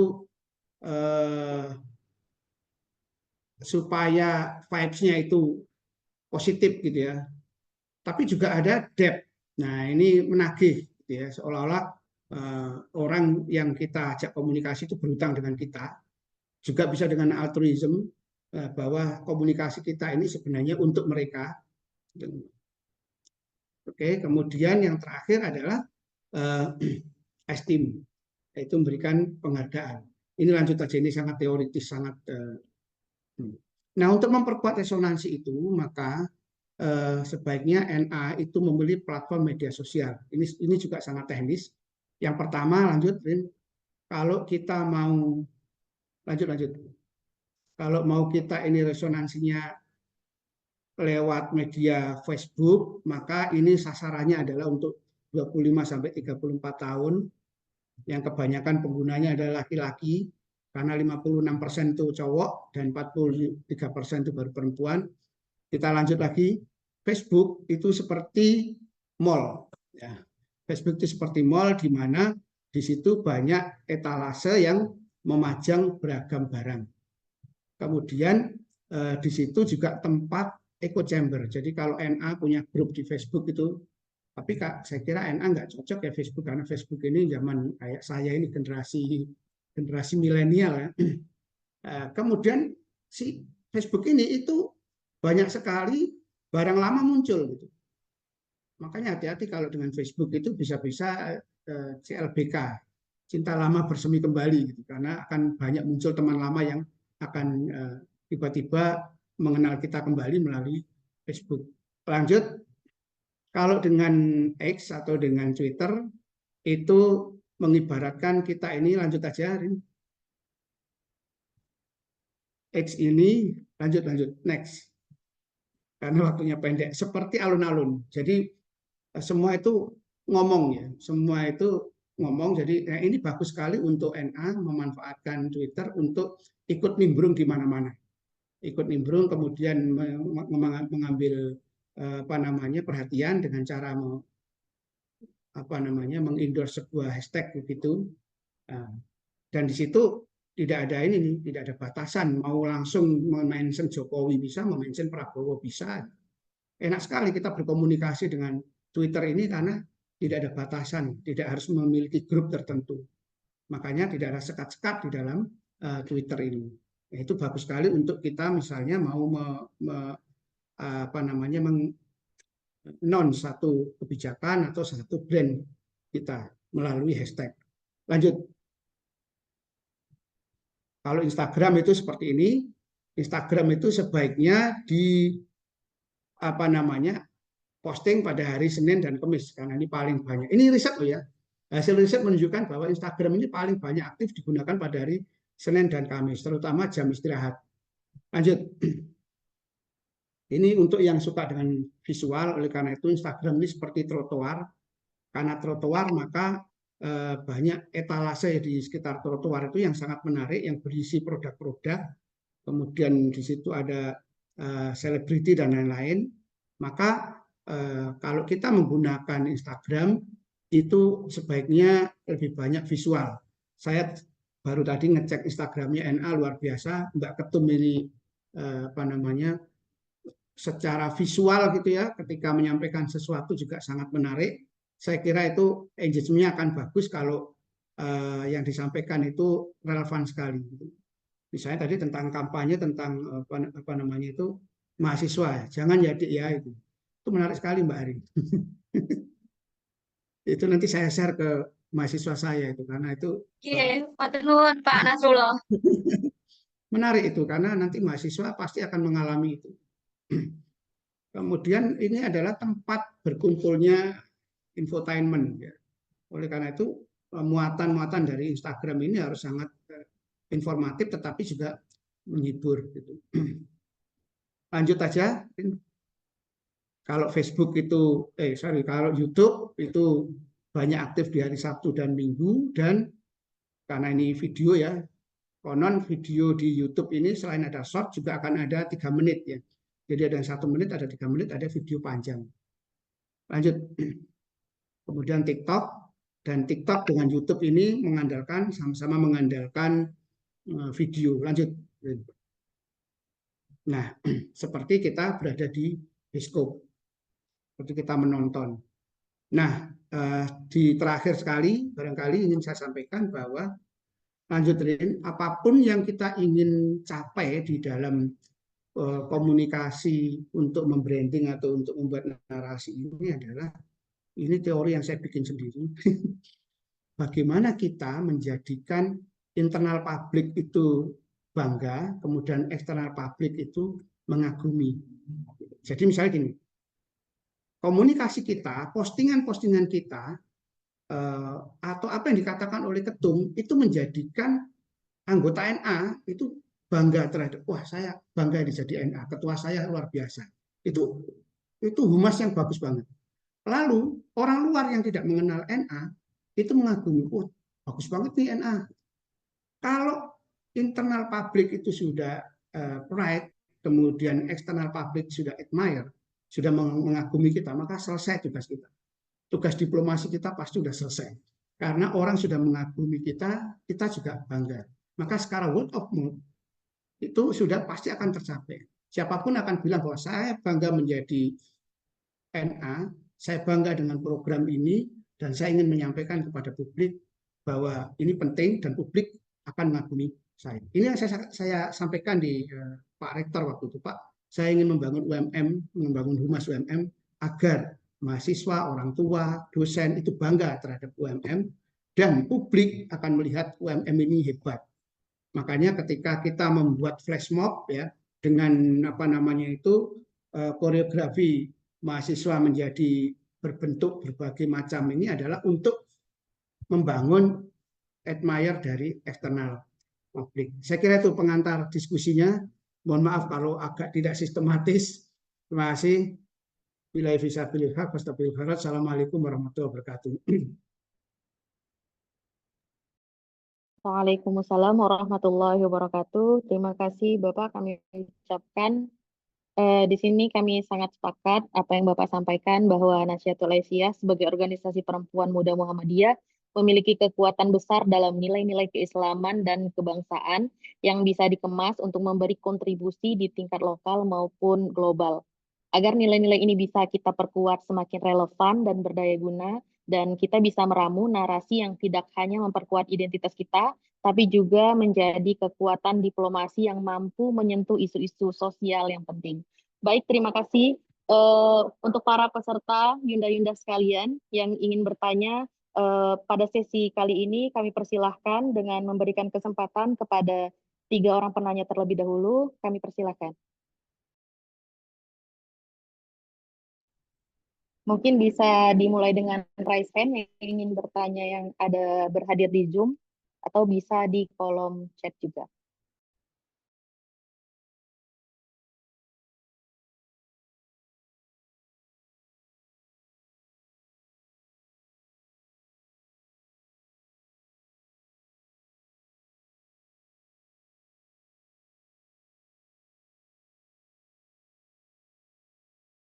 Kayaknya sedang meresapi apa yang disampaikan Pak Nas ya. Ini reflektif ya. Apa materinya Pak Nas, jadi saya pun Iya, sangat Mbak. meresapi ya situasinya. Oh, berpikir juga ya, Senin Kamis waktu berpuasa tapi orang lagi suka Instagram ya Pak Nas ya. Berarti kalau mau unggah di hari Senin dan Kamis itu ya Mbak Norma, Pak Nasrullah, nanti Mbak Maharina, Mbak Mona ini nanti mudah-mudahan bisa semakin tertarik ini nanti untuk mengepost-post di waktu-waktu tertentu sepertinya. Kalau kemarin ini di temuannya Mas Rais itu hari Jumat jam 5 pagi itu waktunya orang berdonasi di Lazismu katanya. Jadi ada hari-hari tertentu gitu ya Mbak Norma ya? Ya. Itu Iya. hasil riset memang menunjukkan bahwa aktivitas orang bermedsos dalam pengertian scrolling, ada juga yang posting, itu menunjukkan bahwa kita harus memilih hari dan jam untuk efektivitas pesan kita. Jadi kalau kita ikuti mungkin pola itu agak lumayan lebih. Termasuk kalau kita membuat pesan kan harus misalnya ada rumus PAS ya, problem, agitation, kemudian solution gitu kan, kayak ngasih hook gitu kan, ngasih hook gitu, kayak Mbak Ari itu kalau bikin konten dengan memancing dulu kan dipancing dulu kan, kemudian dikasih problematika, kemudian ada solusi.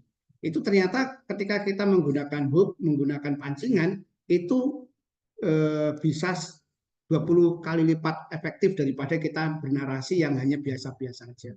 Itu juga hasil riset itu. Jadi saya suka sekali menyampaikan ke mahasiswa bahwa ya carilah hasil-hasil riset yang memang itu kaitannya dengan pengelolaan media sosial.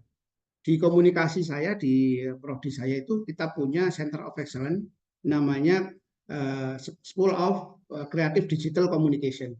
Itu adalah sebuah kelas khusus yang untuk mendidik atau mengajari mahasiswa supaya siap untuk menjadi mengelola optimalisasi media sosial dengan rumus-rumus yang sudah kita temukan tadi itu.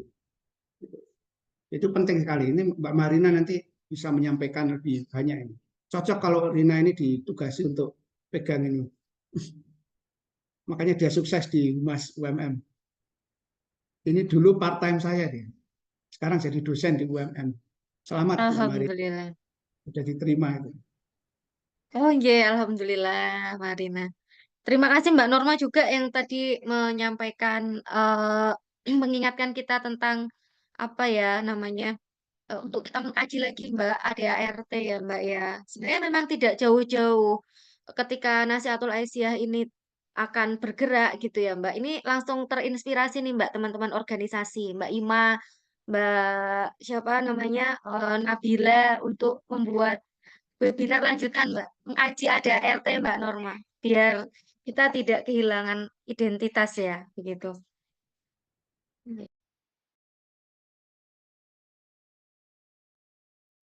Ini gimana?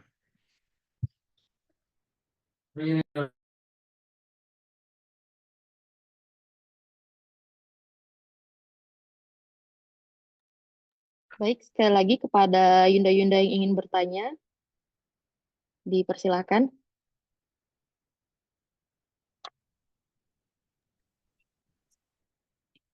Izin Mbak Nifa, mungkin saya bertanya juga ini, karena mahasiswanya Pak Nasrullah dan Baik, juga kadernya Mbak Norma di NA. Saya mau siap Mbak, ngawal. dipersilakan. Ya, izin Yunda-Yunda semua mungkin nanti boleh meramaikan kolom chat dan juga menambahkan pertanyaan. Saya awali dulu dari keresahan saya gitu ya sebagai kader NA, mungkin tidak banyak atau Mbak-Mbak NA atau saya sendiri gitu ya kadang merasa kalau misalkan tampil sebagai wajah NA itu agak malu-malu ya. Mungkin secara keorganisasian NA ini bukan milik kita sendiri atau kalau misalkan kita agak mau menonjol sedikit itu juga kadang-kadang merasa kok kayaknya terlalu show off ya atau gitu. Nah, itu bagaimana mungkin kita mengkaitkan terkait dengan profiling kita sebagai kader NA yang mungkin Mbak Norma sudah berpengalaman ya, agar mungkin tampilan kita itu atau ketika kita menunjukkan kepakaran kita atau mungkin branding kita, personal branding kita sebagai kader NA itu cukup gitu, bisa dikatakan sebagai kader yang cukup, ya tidak terlalu show off tapi juga dianggap sebagai kader yang mumpuni gitu lah, sebagai NA-nya. Nah, itu kira-kira bagaimana untuk membranding diri dan membranding kita sebagai kader NA? Seperti itu. Mohon petunjuknya Mbak Norma dan juga Pak Nas. Kalau untuk ini ya, kalau untuk branding tetap Pak Nas adalah jagonya ya. Jadi kalau saya itu lebih ke saya kontennya ya. Jangan sampai kita merendahkan diri kita dengan membuat konten yang itu tidak mencirikan kita. Tuh. Misalnya begini, misalnya kita membuat konten-konten yang itu, makanya kalau kita mau berbicara atau apa kan kita selalu berdoa Robbi shroli sodri wa yassirli amri itu. Mungkin juga kalau saya mau posting pun saya kadang berdoa loh ini kalau persoalan sensitif dan saya harus ngomong gitu loh, misalnya soal demokrasi, soal konstitusi gitu itu kan tema-tema berat gitu. Jadi lebih kepada yang mau ditunjukkan itu identitas apa. Kalau saya memang menunjukkan identitas ini Pak Nas bahwa saya bekerja di Gemari gitu. Jadi orang tuh tahu kok bahwa saya itu bekerja di Gemari dan keluarga dicintai. Itu sangat sangat terbaca dari posting-posting saya kan seputar dua itu. Misalnya seputar saya aktif di mana gitu dan kemudian juga soal anak saya misalnya seperti itu. Kalau soal kader kelebihan atau kekurangan Pak Nasrullah ini ahlinya untuk melola, tetapi bahwa identitas kita sebagai nasiah itu apa? Jangan sampai kemudian kita menunjukkan santuy ngopi, postingnya jam 9 pagi. Itu enggak banget ya Pak Nasrullah ya. Itu bukan kita sekali kalau santuy ngopi jam 9 pagi. Kalau mau posting ya posting di jam-jam pagi berarti ya posting seputar pekerjaan. Tetapi kalau kita posting segala sesuatu yang berkaitan dengan keluarga seperti itu juga tidak jam 9 pagi mungkin ya. Loh itu kan waktunya bekerja. Kalau weekend posting keluarga dan lain sebagainya. Kalau saya melihat kita harus memperhatikan psikologinya orang dan kemudian misalnya kita punya capaian yang agak saya itu kan juga orang yang berusaha menghindari ini Pak Nasrullah. Saya itu di usia saya yang sudah 43 tahun dan saya itu banyak di Facebook ya karena faktor usia. Saya kalau untuk berperang di X terlalu berat buat saya. Jadi kalau di usia 43 tahun itu ada hal-hal yang perlu saya kabarkan. Misalnya saya ke Australia yang saya posting ya memang Baitul Arqam gitu. Perkara saya ke Australia ke tempat mana atau ya itu tidak perlu kita posting. Itu hanya untuk konsumsi pribadi atau posting tapi private dengan family. Jadi ada hal-hal yang karena kan saya bukan selebgram atau apa yang kemudian harus posting piknik-piknik begitu. Tapi Mbak Norma ke Australia Baitul Arqam, berarti Aisyah di sana berkemajuan. Itu Mbak Norma kok ngetek teman-teman NA, berarti itu teman-teman NA dulu yang sekarang menggerakkan Aisyah di sana. Pesan itu yang ingin saya tampilkan sehingga mungkin like-nya lebih tinggi.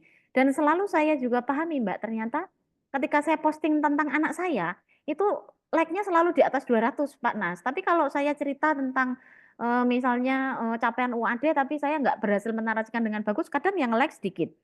Dan saya tidak pernah misalnya karena saya wakil rektor gitu, di bawah saya, maka kemudian UAD segini, nggak pernah seperti itu. Alhamdulillah Allah memberikan rahmatnya bagi UAD hari ini ada capaian. Jadi karakter terdidik tiap hari, bekerja digemari, terus terdidik tiap hari, bekerja digemari, nak saya yang bersimpati.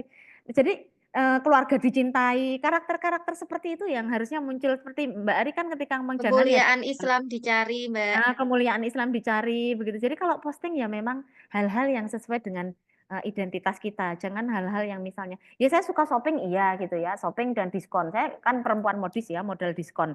Sebagai perempuan yang sangat sadar memiliki kesadaran finansial yang tinggi, saya sangat berhitung dengan shopping. Tetapi apakah shoppingnya ya Mbak Frahnita ya yang kita posting bukan di situ, tapi kemudian bahwa misalnya juga saya sedang membuat makanan sehat, membuat konten tidak membuat sampah, ada pesan yang mungkin itu ya. Kalau ini Pak Nasrullah ahlinya yang mengolah apakah itu over, apakah itu kurang. Nah, ini Pak Nasrullah ahli. Ya, menarik Mbak Nurma. Pertanyaannya Mbak Mahrina ini menarik. Saya ingat pesannya Pak Ketum ya. Jadi Pak Ketum itu bilang bahwa antara riak, sombong, dan dakwah itu tipis sekali itu ya. Ini lagi dakwah itu bahwa Mbak Nurma ini lagi di Australia sedang ikuti Baitul Arqam atau sedang pamer, sedang flexing. Maka itu agak tipis gitu ya. Kemudian juga ada kalau kita nggak sampein itu kok nggak keren karena ini keren loh NA atau Aisyah itu berada di Australia untuk satu kegiatan ke NA-nya atau ke Aisyah-nya, bukan kegiatan personal kan. Itu keren gitu. Itu kan bagian dari dakwah NA atau Aisyah kita gitu.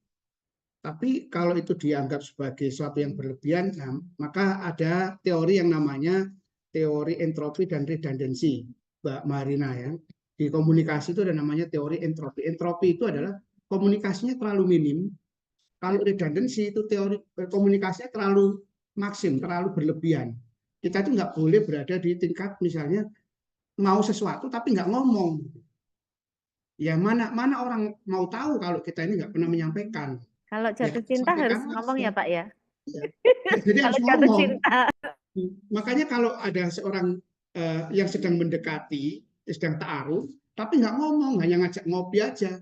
Ditunggu-tunggu, ini ngomong apa? Nggak ngomong apa-apa, ya nggak akan tahu. Itu namanya entropi. Nah, tapi kalau belum apa-apa, baru ngajak ngopi satu kali, sudah ngomong kekayaannya, sudah ngomong jabatan orang tuanya, sudah ngomong masa depannya, itu namanya redundant. Jadi kalau kita itu harus berada di satu yang proporsional, maka komunikasi di tengah-tengah itu namanya effectiveness communication. Itu adalah yang diantara entropi dan redundancy tadi. Kita bisa mengukur diri posisi kita berada di mana. Nah, dalam teori PR itu ada yang disebut sebagai teori kodok berkotak itu, Bu Marina. Jadi misalnya seekor kodok itu kan kalau sore itu berkotek keras sekali, bersuara keras sekali, kemudian badannya menggelembung. Sebenarnya itu tujuannya apa? Tujuannya adalah dia sesumbar kepada ular dan dia menakut-nakuti bahwa kamu tidak akan bisa menangkapku karena aku sebesar ini gitu. Jadi dia menakut-nakuti itu. Nah, tapi ketika dia lengah, dia akan ngempes dan suaranya akan hilang. Dan itu akan berbahaya, dia akan dipatok oleh ular. Analogi ini mencerminkan bahwa kita itu kalau berkomunikasi, itu nggak usah berlebihan. Nggak usah misalnya memang produk kita ini sebenarnya levelnya hanya 5, tapi kita komunikasikan menjadi 10. Itu akan gampang sekali dihantam oleh kompetitor kita. Akan gampang sekali dibully, akan gampang sekali dijatuhkan. Maka kita saya sering mengingatkan juga di UMM, di humasnya Mbak Marina ini, jangan berlebihan lah. Jangan berlebihan, jangan overacting, jangan overexpose, karena nanti akan gampang sekali kita akan diketahui borok kita gitu. Apalagi kalau kita ini salah dalam mengekspos alumni yang itu sebenarnya bukan capaian secara akademik, tapi kemudian diekspos berlebihan. Biasanya kan begitu ya. Maka itu sama dengan kodok yang berkodoknya terlalu keras dan terlalu besar, dia menggelembung, tapi ketika dia lupa dia akan gampang sekali dipatok. Jadi kesimpulan dari ini adalah bahwa seorang kader NA itu ya memposisikan diri secara efektif, bukan entropi maupun redundant. Jadi kita sendiri yang bisa mengukurnya. Itu Mbak Nurma. Mohon maaf ini kalau agak teoritis gitu, Mbak Ari. Mbak Norma. Baik, terima kasih Mbak Norma dan Pak Nasrullah. Kira-kira ada tanggapan lagi dari Mbak Marina atau pertanyaan dari Yunda-Yunda lainnya? Cukup Han, karena memang mungkin kader-kader NA atau saya sendiri ya suka malu-malu Pak, Mbak, kalau mau share itu. Jadi mungkin mbak-mbak yang lain juga, sehingga karena banyak yang malu-malu takut sombong gitu, jadi kaum gerakannya segini-gini aja. Kita mungkin perlu dipantik agar lebih sombong ya, atau lebih berani menyiarkan berbagai agenda NA.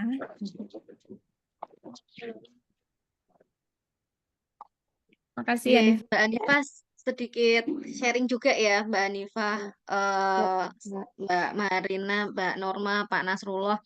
Itu kan ceritanya kemarin di rapat PPNA beberapa waktu yang lalu, kami itu merasa sepertinya perlu ada rebranding dari media-media sosialnya PPNA begitu. Walaupun kalau menurut Pak Nasrullah tadi sudah cukup baik begitu ya Pak ya. Nah, apa namanya? Mungkin karena selama ini yang kami munculkan itu sebatas pada aktivitas kegiatan gitu, yang belum menyasar pada ide mungkin atau nilai value dari kegiatan tersebut tuh apa gitu. Nah, termasuk juga mungkin tentang itu kan menjadi identitas gerakan Nasihatul Aisyah juga ya, Mbak Norma. Bagaimana mengkaitkan apa yang ada di dalam ADART itu dengan aktivitas gerakan gitu kan. Nah, ini kan memang maka perlu apakah kemudian perlu ada tim atau bagaimana untuk meng-create, sedangkan kadang-kadang itu kan kita ketika bicara apa ya hal teknis gitu kita lupa dengan nilai-nilai substantif gitu. Tapi kalau bicaranya substantif saja kadang-kadang monoton, tidak sesuai dengan zamannya gitu, tidak menarik begitu. Menjembatani itu kira-kira akan ada di mana dan rebranding yang seperti apa yang kemudian diperlukan oleh Nasihatul Aisyah begitu, Pak Nasrullah, Mbak Norma.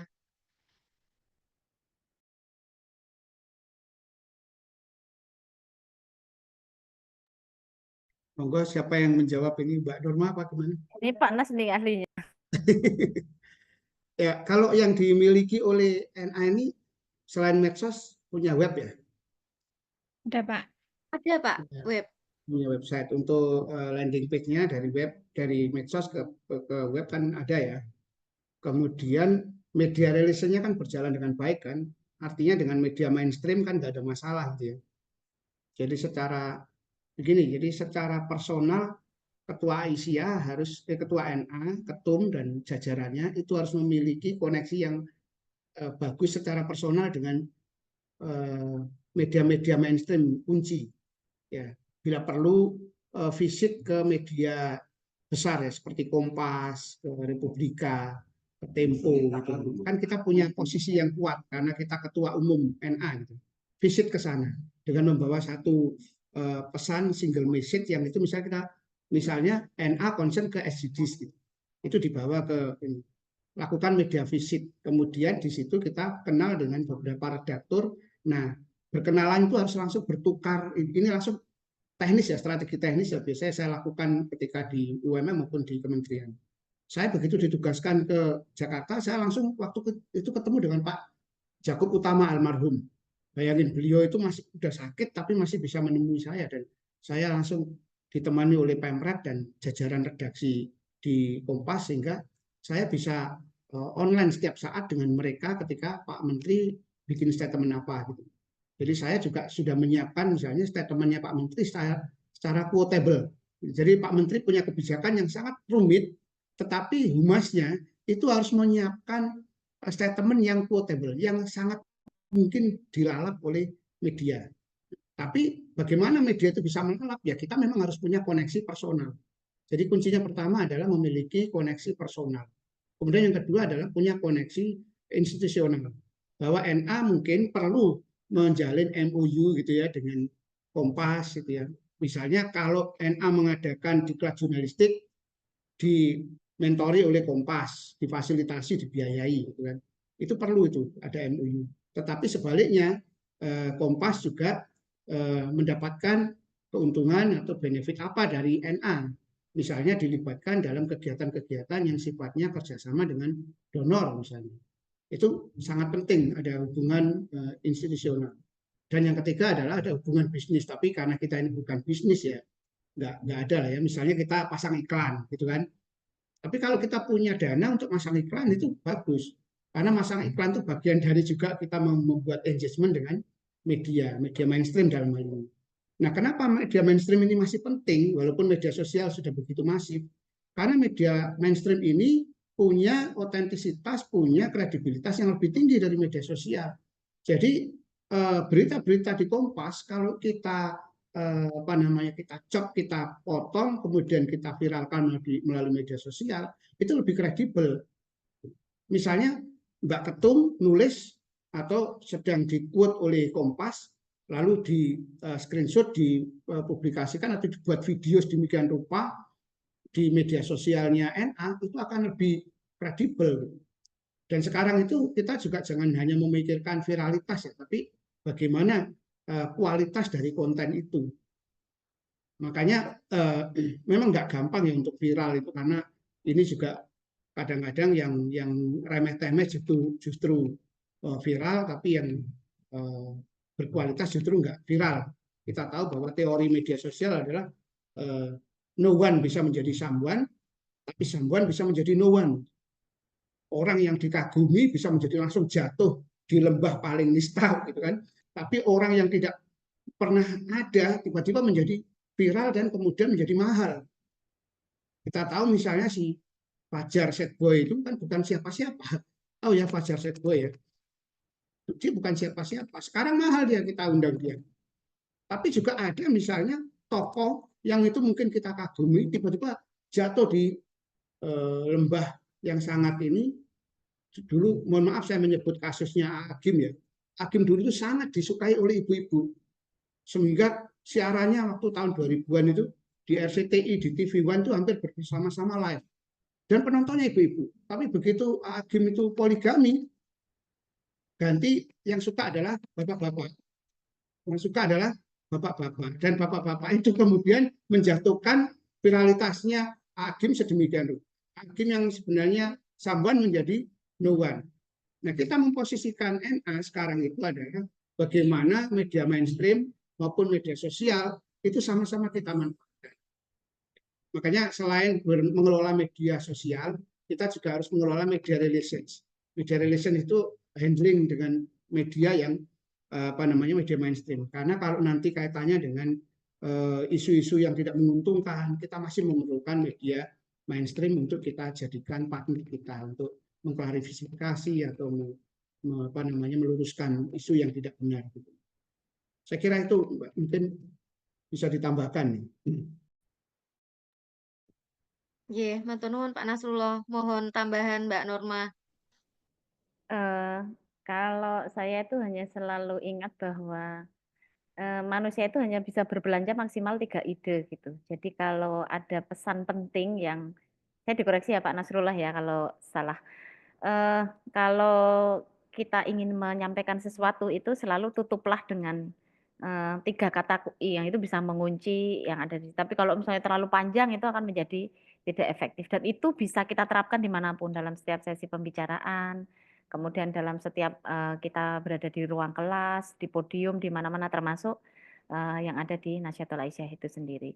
Saya sangat berterima kasih ya diundang di forum ini kita belajar bersama. Saya sendiri termasuk tidak open dengan sosial media. Dulu Mbak Mona tuh yang rajin mengingatkan saya, Bu, Mbak sosial medianya tuh jangan gitu toh gitu. Itu kalau dulu nggak ada Mbak Mona tuh nggak ada orang yang ngoprak-oprak saya gitu ya. Dan ya itu tadi beda generasi ya. Saya itu kan generasi milenial yang mungkin kurang peduli. Suka piknik iya, tapi kurang peduli sosial media itu saya mengakui dan alhamdulillah di NA ada Mbak Mona, ada Mbak Marina, Mbak Hanifa, Mbak Sumarni, dan Mbak Lika yang sangat peduli dengan soal-soal itu. Dan saya setuju Pak Nasrullah dan jangan lupa PPNA silahkan untuk menghubungi mitra-mitra seperti UMM, UAD, UMY, UMJ untuk ini.